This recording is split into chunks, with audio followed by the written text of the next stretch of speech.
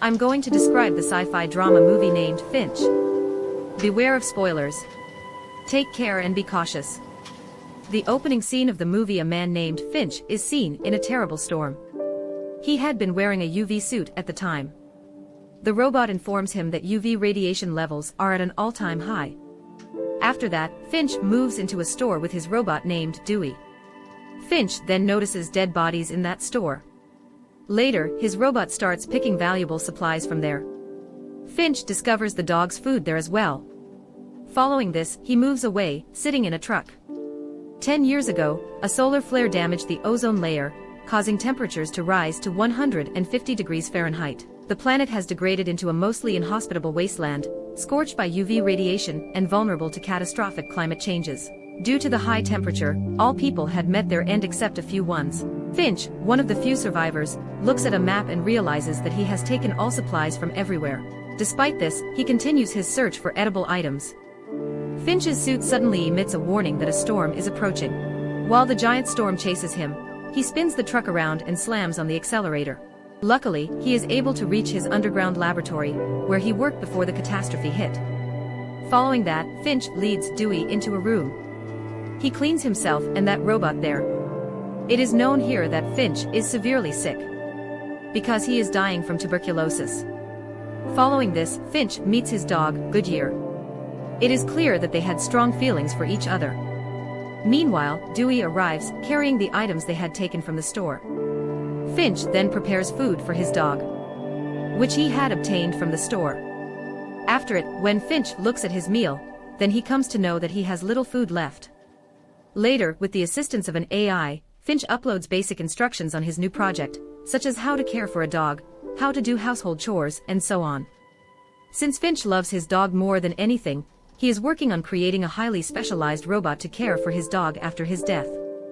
When he is manufacturing the robot, he comes to know that he needs cameras. Then he fixes the camera into that new robot, removing them from Dewey. He begins transmitting data to the robot after powering it on. After a series of failed communication attempts, the robot finally nods its head, indicating that he understands what Finch is saying. Finch is extremely happy about the robot's reaction. He tells his dog, "You are going to get your new buddy." Furthermore, Finch works on that robot and teaches him how to speak, so that the robot gradually begins to communicate. When Finch notices it speaking, he is overjoyed. Finch then instructs the robot to mention something about himself. The robot claims to have some rules, such as not harming humans, but the most important rule is that in Finch's absence, he must protect Goodyear at all costs. It is noticed here that Finch's dog had not liked this robot. All of a sudden, the power goes out. Finch heads out to repair the wind turbine. After he attaches the connection, the lights come back. Inside, the robot introduces himself as Jeff. Meanwhile, a massive storm is observed moving toward them. After it, when Finch comes to the robot tells him that a terrible storm is going to break out, and that storm will approach us within 24 hours, and we will not be able to survive from it. He also forecasts that it will last roughly 40 days. Hearing this, Finch believes that they have to leave the place soon. Additionally, he believes that San Francisco is their best option. Finch then starts assembling the robot's entire body. After completing it, Finch raises the robot's transfer rate, and begins teaching him how to walk. Jeff begins to walk after a little practice. Consequently, Finch is extremely exciting. As the storm approaches, Finch begins to gather the necessities and unplugs Jeff's data transfer when it is only 72% complete. As a result, Jeff is still developing and behaves like a child. Later, Finch starts packing the bags to leave that area, and then asks Dewey to follow too. Finch forgets that he has taken his eyes out, so he attaches a camera so that he can finally see again. The four then board an RV and begin heading towards San Francisco. Jeff is really curious to learn everything Finch does at the beginning of the ride. The beginning of the drive was not what you would call smooth for Jeff. Somehow they managed to escape the storm for now. They then make a stop in a town. Finch invites Jeff to join him outside while wearing the UV protective gear. Then he tells all the rules and regulations to the robot, where he had to search for food for his dog. They then spot a movie theater. Finch commands it to open the theater's door. The door is then quickly unlocked by the robot. Finch enters and commands it to look for food. It is initially observed by the robot. Finch finds some popcorn, walks out with Jeff, and they pop it. The duo has a moment of fun when they pop some popcorn out in the sun. Yes, that's how bad the sun has become. But his excitement fades as they realize the storm is approaching. He gathers everyone and attempts to outrun the storm, but it eventually catches up with them. Finch rushes outside with Jeff and orders him to assist him in tying the RV with wires.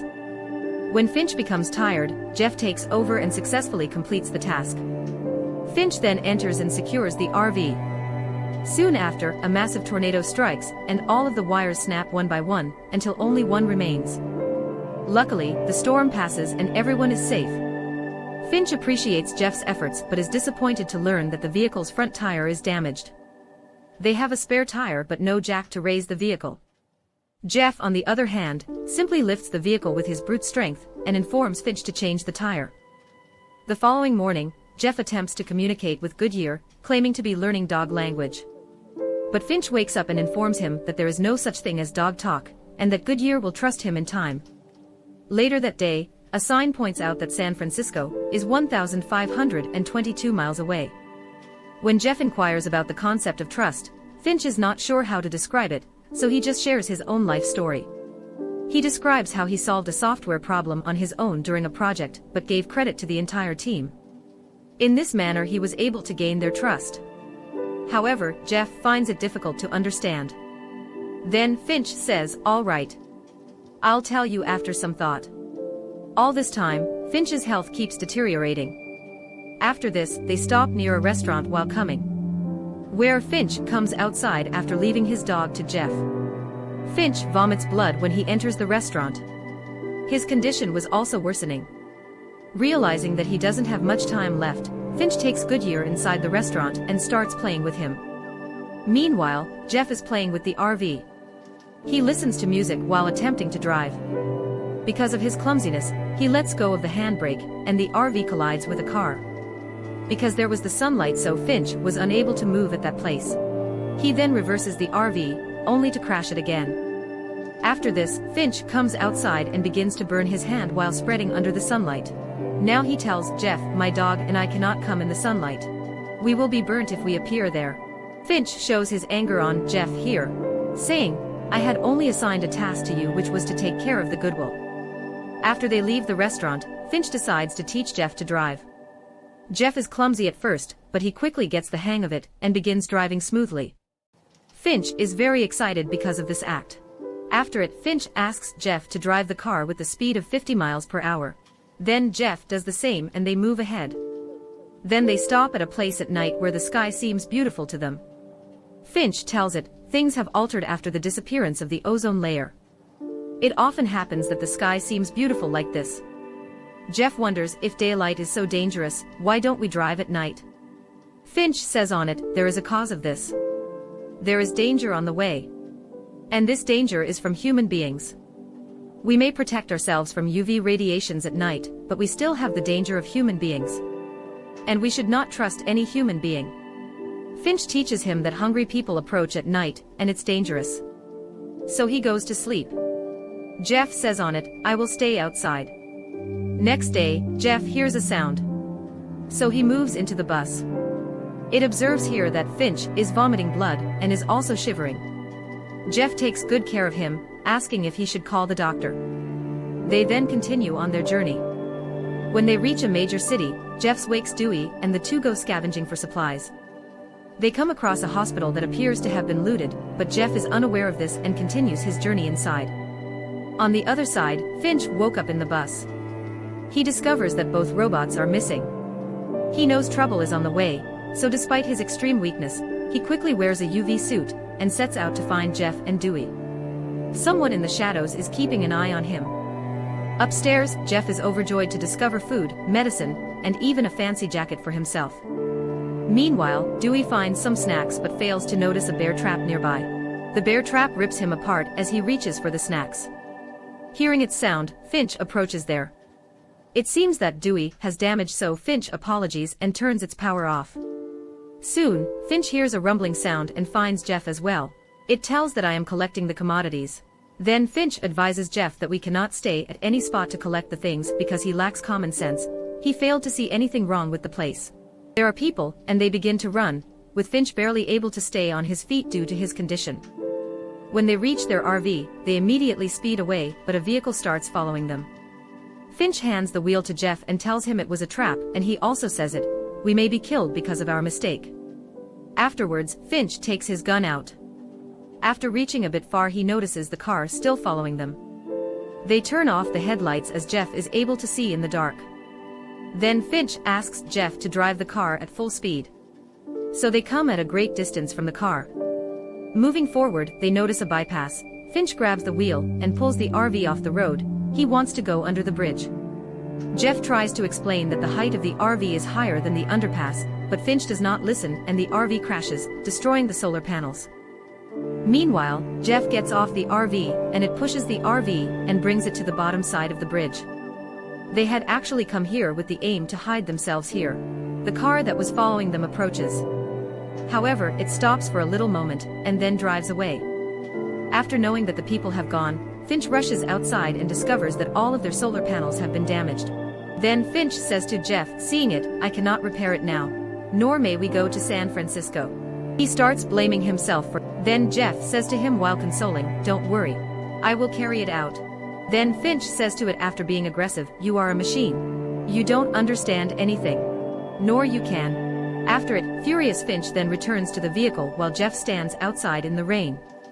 After a little snooping, Jeff comes inside and tells Finch that he thinks they'll make it to the Golden Gate Bridge in San Francisco, and the reason is because he trusts in him. Meanwhile, Finch shares another story about why he doesn't trust people and how, after finding Goodyear in a backpack, he decided to protect him at all costs. Finch adds that hunger can turn any good human being into killers, but it turned Finch into a coward as he kept hiding while some young boys killed a young girl and her mother in the supermarket. "I had created you so that you could look after Goodyear after I died." Next day, they set off on their journey where Finch is very sick. So he is taking a rest. Jeff was taking them to San Francisco, and the board points out that it is still 480 miles to San Francisco. Suddenly, a butterfly crashes their RV. Seeing it, Jeff stops the RV, because the butterfly was able to survive in the sunlight. He woke Finch to show it. Afterwards, when Finch takes his hand out in the sunlight, then he gets no harm. In fact, the ozone layer had been restored. Due to this, UV radiation's effect was also over. Jeff and his dog then emerge from the RV. At the same time, he notices a butterfly that is flying on his hand. As they continue their journey, they notices a flower and another butterfly and laughs with joy. Finch later gets dressed and they decide to have a picnic in the sun, which he hasn't done in over a decade. Finch then shares some more memories from his past, while wishing he could make more of his life. When Jeff hears this, he jumps to his feet and tells them that if they leave now, they will arrive at the Golden Gate Bridge in about 18 hours. Finch, on the other hand, says he won't be able to make it. A saddened Jeff then promises to look after Goodyear after he's gone. Following that, Finch pulls out Goodyear's ball and the two play fetch. He then hands Jeff the ball and explains that this is one of the first steps in building trust with the dog. The two then have a brief moment of fun when suddenly Finch starts coughing up blood. His white suit is covered in blood now. When Jeff asks if he can help him, Finch responds he has already done so. He then shakes Jeff's hand and embraces him. Jeff is visibly upset, and we can see that he is feeling emotions as well. Finch is then helped into the RV, where he lies down. While Jeff packs their belongings, Goodyear consoles Finch. Finch gives his beloved pal one last pat on the back before passing away. Jeff and Goodyear have him cremated in the plains. Next day, Jeff thinks, what should I do now? It remembers that it has to do the same, which was performed by Finch. It means that he makes the dog eat after taking the food out. Afterwards, that dog begins to play with Jeff. Due to this, Jeff is very satisfied. He befriends Goodyear, who eventually accepts him. When they finally arrive at the Golden Gate Bridge, Jeff constructs a memorial for Finch. There they find several messages left by people for their loved ones, letting them know where they can be found. This means that there are more survivors, perhaps dozens or maybe hundreds of family members may have the chance to rejoin. Not all is lost for the globe. Areas that have recovered from the solar flare are still safe. Jeff and Goodyear then go away in order to find their new home.